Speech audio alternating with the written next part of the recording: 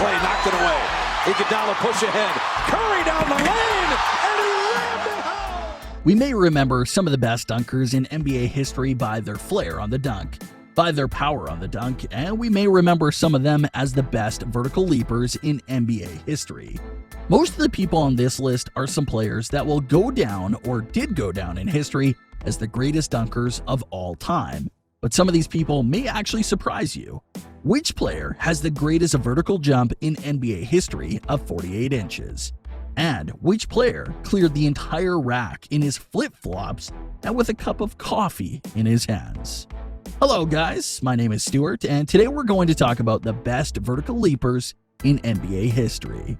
Average vertical in the NBA is 28 inches, and players on this list are way beyond that.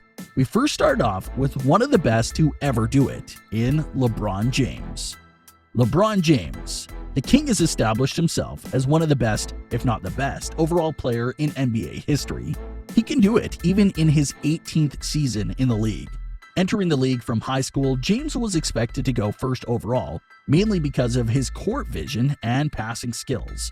And according to his prospect analysis, LeBron had very little fat to go along with 240 pounds. They said that he had NBA body at the age of 18, and we all know what happened since he entered the league. Powerful dunks and chase down blocks are his trademarks. Just call Iggy and he'll tell you about King's 44-inch vertical.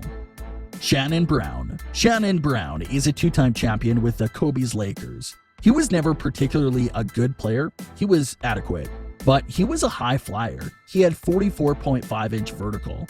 On one occasion, he almost had one of the best blocks probably ever, but the judge ruled it as a defensive foul. We all know famous reactions from the Lakers bench. Zion Williamson. This one, we are yet to see what he can do on the court. In just his second season, he deserved his all-star nod with averages of 27 points on 60% shooting from the field. Zion weighs a little over 280 pounds, and along with that, he has a 45-inch vertical. He was well recognized even before the NBA. He was a top 3 prospect coming out of high school, and he then committed himself to Duke University, along with Cam Reddish and RJ Barrett, who were the other 2 prospects along with Zion. Zion then electrified the crowd with his warm-up and in-game dunks. He also easily dunked from the free throw line in practice. We are anxious to see what Zion has to offer us athletically wise, and maybe we even see him in the dunk contest. Who knows? Spud Webb. Spud Webb is known for his height and his 46-inch vertical. He was only 5'6", but he managed to win the dunk contest in 1986 against his then teammate and one of the all-time greats, Dominique Wilkins.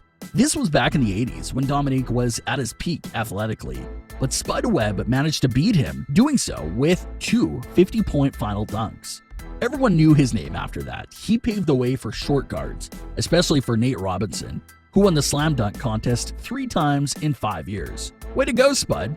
Zach LaVine. In the season 2020-21, LaVine finally got his all-star appearance while playing basketball on a very high level for the past 3 seasons.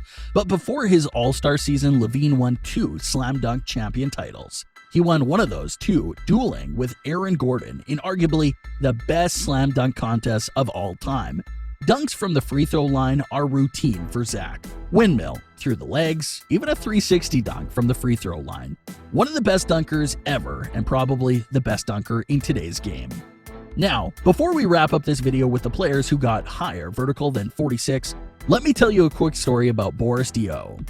Center from France, most improved player in 2005-2006 season, and a champion with the San Antonio Spurs. When Diaw was part of the Phoenix Suns organization back in the day, Amari Stoudemire was the best dunker on the team. We all remember his dunk contest when Steve Nash showcased his football skills on the basketball court. Also, we all remember those in-game dishes that Nash magically served to Stoudemire, and Stoudemire finishing with his mean face on. Suns were on top of the world with their basketball. Namely, one day, Diaw walked into the gym wearing flip-flops and holding his customary cappuccino when he saw the Vertec machine and asked what the machine was. They explained it to him that it measures your vertical leap by determining how many of the bars you can touch. When he asked who had the highest vertical, the answer was, of course, Amari Stoudemire, who cleared the entire rack.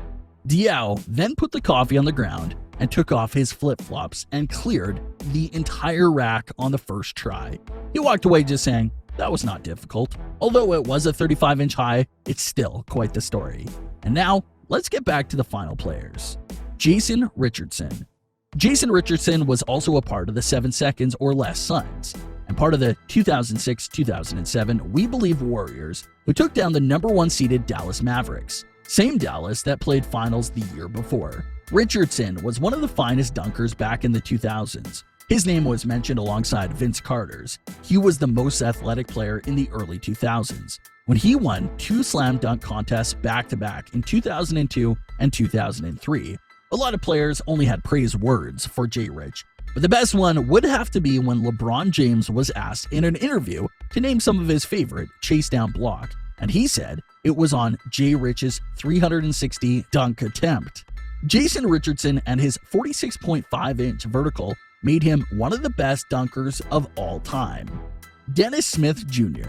Dennis Smith came into the league as the 9th overall pick for the Dallas Mavericks, and in his first season, he averaged 15 points per game. With his 48-inch vertical, Dennis stands at the top of the high-flying class.